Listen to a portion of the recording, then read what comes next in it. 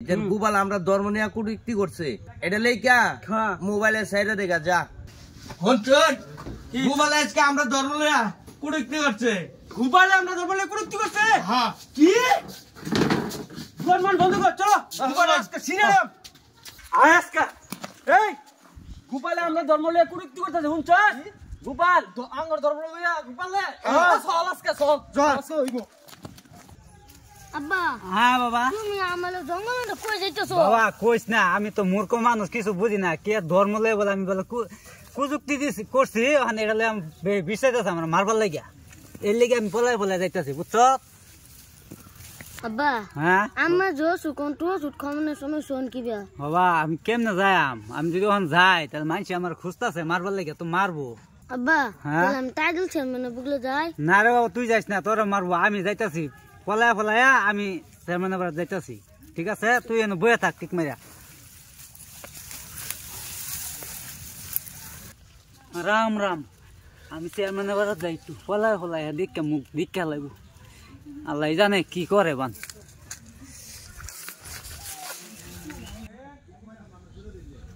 Chairman সাহেব আমার একটু বাঁচান তুমি কেন এদিকে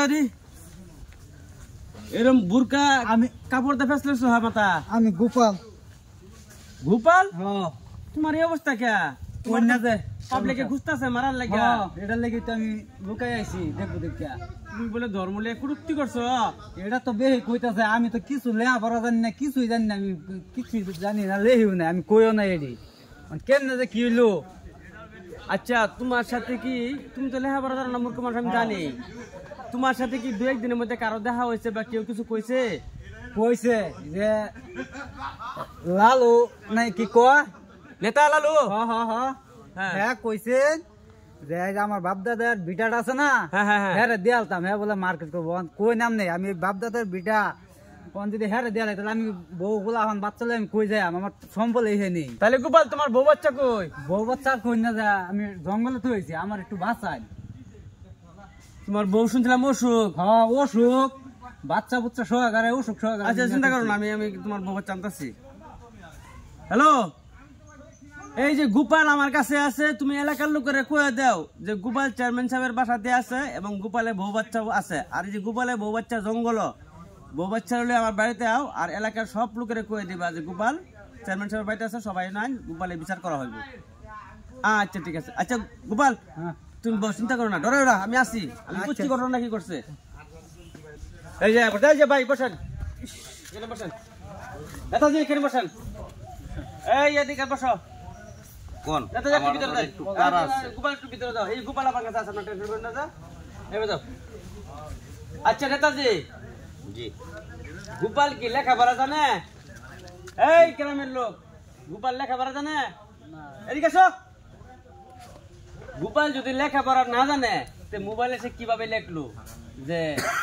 ধর্ম লিয়া কুটুক্তি করছে তাই তো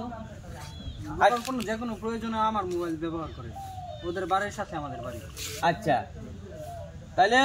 গোপালে তো মূর্খ মানুষ লেখাপড়াও জানে না গোপালের মোবাইলও নাই তুমি বললা যে গোপাল তোমার মোবাইলটা যোগাযোগ করে তাহলে গোপালে ধর্ম লিয়া কুটুক্তি কিভাবে করলেন নেতাজি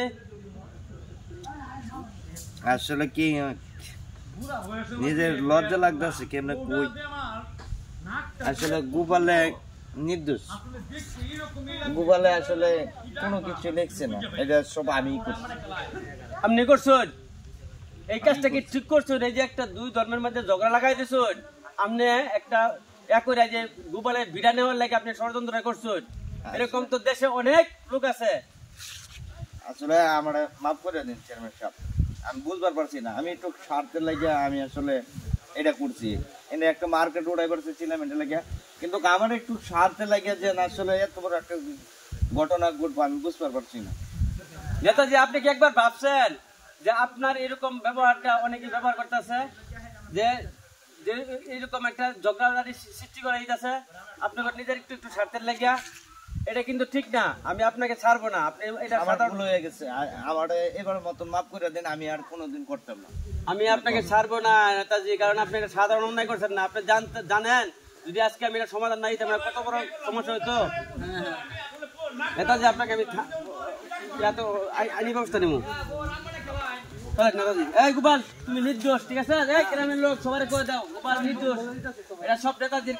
কাম। চল।